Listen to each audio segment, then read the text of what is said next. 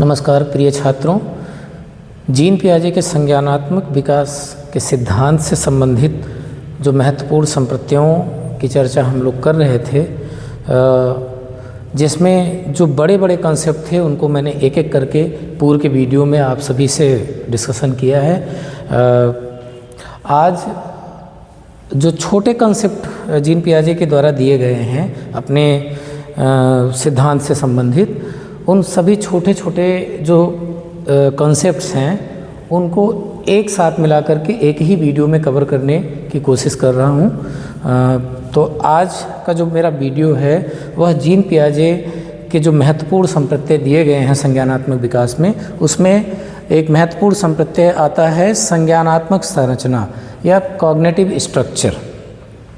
पूर्व के वीडियो में भी ये शब्द कई बार पढ़ाने के दौरान आया है कि कॉग्निटिव स्ट्रक्चर क्या होता है, संज्ञानात्मक संरचना किसे कहते हैं। जीन पियाजे के अनुसार जीन पियाजे के अनुसार जो प्रत्यक्षीकृत एवं बौद्धिक सूचनाओं यानी परसेप्चुलाइज किए गए और कॉग्निटिव इन्फॉर्मेशन जो हमें तमाम सारी सूचनाएं मिलती हैं, उनको एक संगठित और सार्थक पैटर्न में जब हम व्यवस्थित करते हैं, यानी उन्हीं के संगठित और सार्थक पैटर्न को ही हम संज्ञानात्मक संरचना या अंग्रेजी में उसको कॉग्निटिव स्ट्रक्चर कहा जाता है।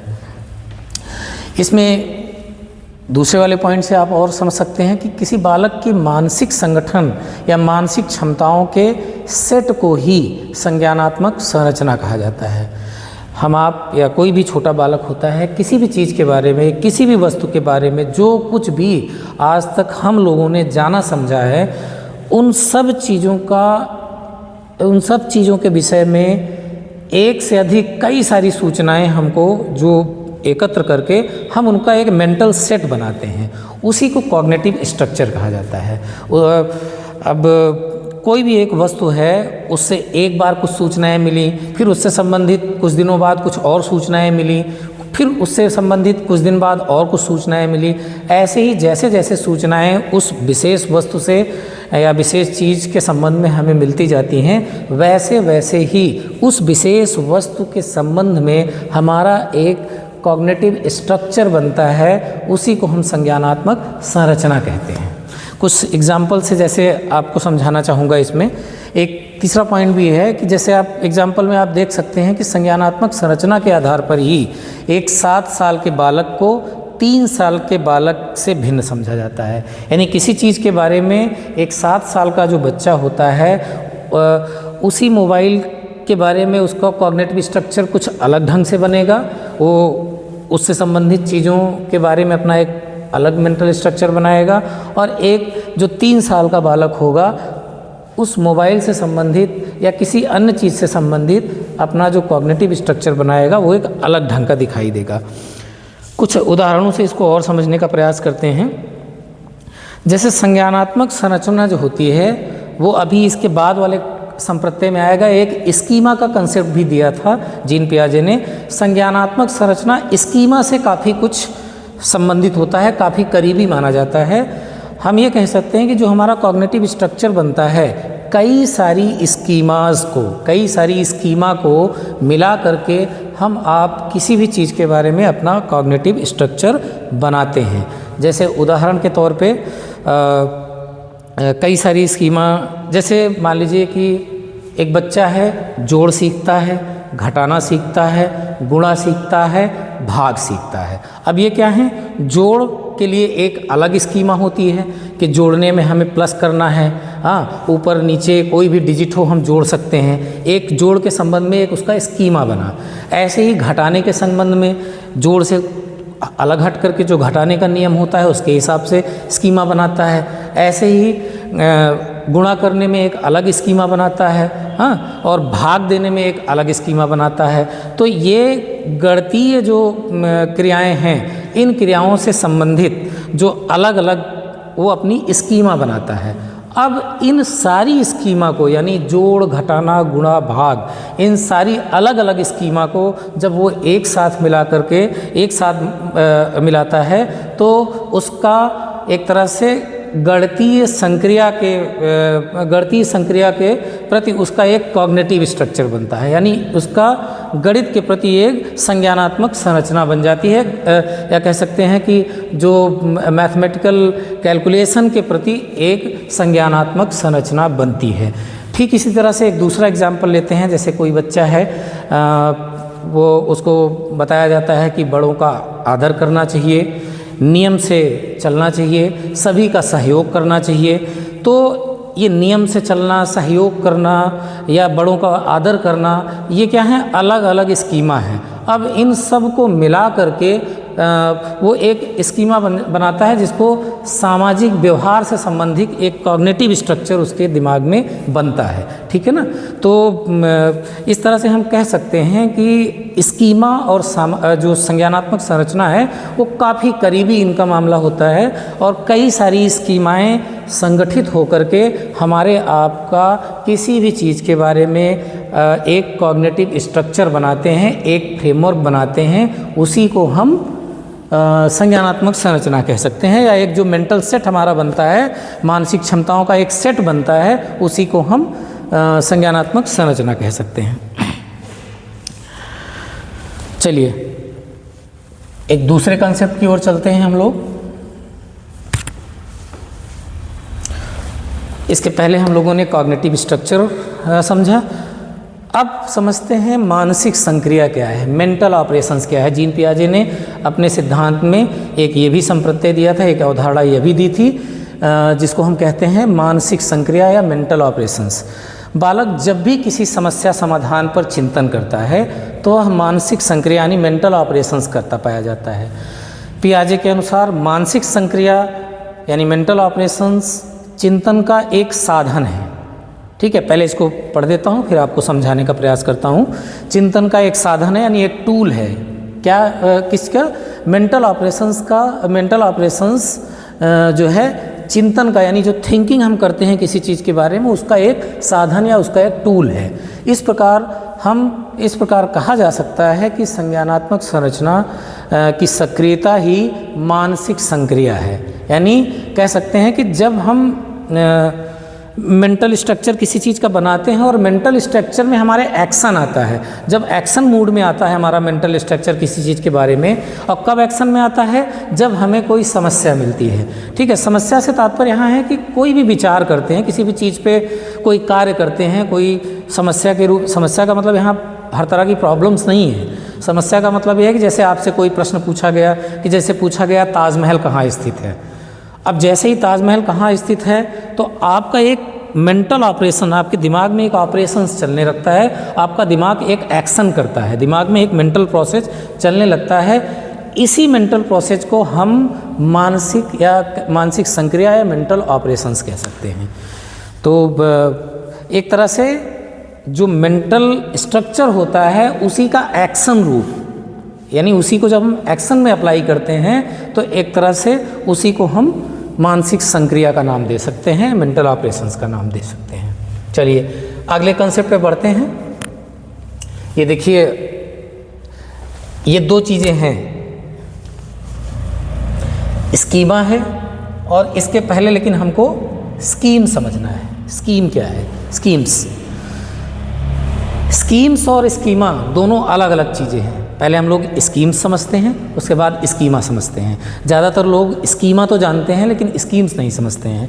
तो स्कीम्स से जीन पियाजे ने अपने कंसेप्ट में बताया है कि स्कीम्स मानसिक संक्रिया का अभिव्यक्त है। अब देखिए, मेंटल जो कॉग्निटिव स्ट्रक्चर था उसका एक्शन रूप क्या था? आपका मेंटल ऑपरेशंस। और मेंटल ऑपरेशंस का अभिव्यक्त रूप, भाई मेंटल ऑपरेशंस तो दिमाग में ही चला, लेकिन दिमाग में चलने के बाद उसको क्रिया रूप में जब वो करता है कि कोई काम, ठीक है ना, किसी कार्य को करता है, ठीक, किसी चीज़ को सोचता है, वो तो मेंटल ऑपरेशंस हो गया। लेकिन किसी कार्य को करता है, जब एक्शन में आता है, यानी अभिव्यक्त जब हो जाता है, तब उसी को हम स्कीम्स कहते हैं। ये आपके मेंटल ऑपरेशंस का अभिव्यक्त रूप होता है और व्यवहारों का एक संगठित पैटर्न होता है, पैटर्न को जिसे आसानी से दोहराया जा सके। जैसे कई सारे स्कीम्स बच्चों के अंदर बनते हैं। जैसे एक बच्चा होता है कि जैसे मान लीजिए स्कूल जाने के लिए बच्चा तैयार होता है और उसको स्कूल जाना है, तो स्कूल जाने से संबंधित वो सारी क्रियाएं करता है। जैसे वो अपना बैग तैयार करेगा, बैग में उस दिन की जो कॉपी पेंसिल टाइम टेबल के हिसाब से सारी चीज़ें रखेगा, अपने शूज पहनेगा, यूनिफॉर्म पहनेगा, ठीक है। तो कहने का मतलब है कि एक स्कीम्स उसके अंदर बना हुआ है। स्कीम्स से तात्पर्य यही है कि एक जो भी वो व्यवहार कर रहा है स्कूल जाने से संबंधित, उसका एक संगठित पैटर्न उसके दिमाग में बना हुआ है, उसी को हम स्कीम्स कहते हैं। इन सब चीज़ों में अगर देखें तो छोटा छोटा अंतर दिखाई देगा आपको। जो कॉग्निटिव स्ट्रक्चर है, मेंटल ऑपरेशंस है, मेंटल ऑपरेशंस के बाद ये स्कीम्स हैं। कॉग्निटिव स्ट्रक्चर आपका एक फ्रेमवर्क है, चीज़ों के बारे में आप मेंटल स्ट्रक्चर बनाते हैं और मेंटल स्ट्रक्चर बनाने के पश्चात आपके अंदर जब कोई ज़रूरत पड़ती है या किसी समस्या पर चिंतन करते हैं तो मेंटल ऑपरेशंस करते पाए जाते हैं। वो आपका कह सकते हैं मानसिक संक्रिया है दूसरी। और तीसरा मानसिक संक्रिया का ही अभिव्यक्ति रूप, यानी जब उसको हम व्यवहार में अभिव्यक्त करते हैं, हाँ, संगठित पैटर्न के अनुसार, तो उसी को हम स्कीम्स कहते हैं। चलिए आगे क्लियर करते हैं। अब आता है स्कीमा। स्कीमा आप काफ़ी कुछ आप लोग समझ चुके होंगे। मेंटल स्ट्रक्चर से काफ़ी कुछ संबंधित स्कीमा है, ठीक है ना। बस इतना अंतर होता है कि कई सारे स्कीमा मिल करके आपके कॉग्निटिव स्ट्रक्चर को बनाते हैं। चलिए स्कीमा को वैसे समझ लेते हैं। जीन पियाजे के अनुसार यह स्कीम से काफ़ी मिलता जुलता है, परंतु इसका अर्थ उससे भिन्न होता है। पियाजे के अनुसार स्कीमा, यहाँ थोड़ा मिसप्रिंट है, स्कीमा से तात्पर्य एक ऐसी मानसिक संरचना से होता है जिसका सामान्यीकरण, यानी जिसको जनरलाइज किया जा सके। इस प्रकार यह मानसिक संक्रिया या मेंटल ऑपरेशन संज्ञानात्मक संरचना से काफ़ी कुछ मिलता जुलता है, जिसको हम जनरलाइज कर सकते हैं, उसी को हम स्कीमा कहते हैं, ठीक है। चलिए इसके बाद एक और कंसेप्ट दिया था इन्होंने जो बहुत महत्वपूर्ण है, विकेंद्रण, डिसेंट्रिक। वैसे जब हम लोगों ने संरक्षण का सिद्धांत इसके पूर्व के वीडियो में प्रिंसिपल ऑफ कंजर्वेशन किया था, तो उसमें दो मुख्य उसकी योग्यता मैंने बताया था जो मिल करके संरक्षण के सिद्धांत को पूरा करते हैं। एक मैंने बताया था विलोमीयता, रिवर्सिबिलिटी, और दूसरा बताया था मैंने तार्किक गुणितता या मल्टीपल लॉजिकल मल्टीप्लिकेशन। ये दो बताए थे। कुछ लोग इसको विकेंद्रण को भी उसी तीसरी योग्यता, यानी दो योग्यताओं के साथ साथ संरक्षण में तीसरी योग्यता को भी शामिल करते हैं। तो कभी कभी किसी बुक में ये तीसरी योग्यता के रूप में भी, किसके अंदर, संरक्षण के सिद्धांत के अंतर्गत, ठीक है, ये तीसरी योग्यता भी आती है। विलोमीयता और तार्किक गुणितता के अलावा विकेंद्रण भी आता है। इसको हम अलग से समझते हैं, इसको अलग से मैंने कर रखा है। विकेंद्रण से तात्पर्य है किसी चीज़ के बारे में वस्तुनिष्ठ या वास्तविक ढंग से सोचने की क्षमता। एक छोटा बच्चा होता है, किसी चीज़ के बारे में वो ऑब्जेक्टिविटी ढंग से नहीं सीखता है, वो सब एक तरह से उसकी जो थिंकिंग होती है वो सब्जेक्टिविटी रहती है उसमें, ठीक है। ऑब्जेक्टिव ढंग से, वस्तुनिष्ठ ढंग से किसी भी चीज़ के विषय में नहीं सोचता है। कहने का मतलब है किसी एक पक्ष के ऊपर ही वो एक समय में ध्यान दे पाता है। उस समस्या के प्रत्येक पहलू या एक से अधिक पहलू पर वो ध्यान नहीं दे पाता है। इसको केंद्रीकरण कहते हैं। और केंद्रीकरण के जस्ट अपोजिट विकेंद्रण होता है। तो जिसमें अगर विकेंद्रण की क्षमता बच्चों में आ जाती है तो वह किसी भी चीज़ के विषय में वस्तुनिष्ठ ढंग के चिंतन करने की प्रक्रिया करने लगते हैं, या चिंतन करने की क्षमता उनके अंदर आ जाती है। अधिकांशतः जीन पियाजे ने जो अपने संज्ञानात्मक सिद्धांत के जो स्टेप बताए हैं चारों, उनमें जो तीसरी अवस्था है मूर्त संक्रिया अवस्था, उसमें विकेंद्रण की क्षमता एक बालक में आ जाती है। यानी 7 से 11 वर्ष की उम्र में जो जीन पियाजे के अनुसार तीसरी अवस्था में बच्चे रहते हैं, मूर्त संक्रिया अवस्था में, उसमें यह क्षमता बच्चों में आ जाती है।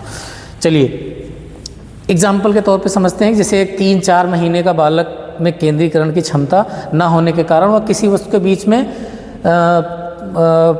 वस्तुनिष्ठ ढंग से नहीं सोच पाता है, ठीक है। इसको लेकिन कुछ बड़ा होने पर, जब थोड़ा और बड़ा होता है, 2 साल तक का बच्चा हो जाता है, वो चीज़ों के बारे में कुछ थोड़ा बहुत वस्तुनिष्ठ ढंग से सोचने लगता है। मैं एक एग्जाम्पल बताता हूँ विकेंद्रीकरण का। जैसे जब ये विकेंद्रण की क्षमता बच्चे में नहीं आई रहती है, तब यह सोचता है कि जैसा मैं किसी चीज़ को देख रहा हूँ वैसे ही सारे लोग उस चीज़ को देख रहे हैं। ठीक है, एक एग्जाम्पल ये हो सकता है जब बच्चे में विकेंद्रण की क्षमता नहीं आती है, जब वो ईगोसेंट्रिक रहता है। ठीक है, और उसके बाद जब ये क्षमता आ जाती है, जब थोड़ा बड़ा होता है, तो विकेंद्रण की योग्यता जब उसमें आ जाती है, तब यह सोचता है कि जिस चीज़ को मैं अपने दृष्टिकोण से देख रहा हूँ उसके प्रति अन्य लोगों का कुछ अलग दृष्टिकोण भी हो सकता है। यह उसका किसी चीज़ के बारे में वस्तुनिष्ठ ढंग से सोचने का विचार है, या वस्तुनिष्ठ ढंग से सोचने की क्षमता होती है। एक और एग्जाम्पल से आप देखिए, आत्मकेंद्रिता और विकेंद्रण दोनों अपोजिट हैं। आत्मकेंद्रिता क्या है कि जैसे केंद्रिता के साथ, ईगोसेंट्रिक के साथ आप विकेंद्रण को समझ सकते हैं।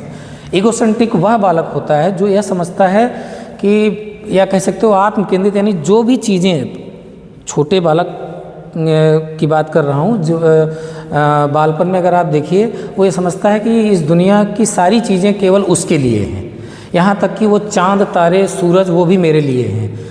उसको ये भी लगता है कि जैसे जैसे मैं आगे बढ़ता हूँ, गति करता हूँ, तो चाँद तारे भी मेरे साथ गति करते हैं। ये क्या है, उसका एगोसेंट्रिक वाला भावना है। इस तरह से एग्जाम्पल देकर के प्रश्न शामिल भी करते हैं इन कंसेप्ट से संबंधित, इसीलिए मैं इन कंसेप्ट को आपको क्लियर कर रहा हूँ। तो इस तरह की चीज़ें जो होती हैं, वो बच्चे के अंदर कौन सी भावना है, कौन सी योग्यता, ईगोसेंट्रिक यानी आत्मकेंद्रिता वाला भाव है।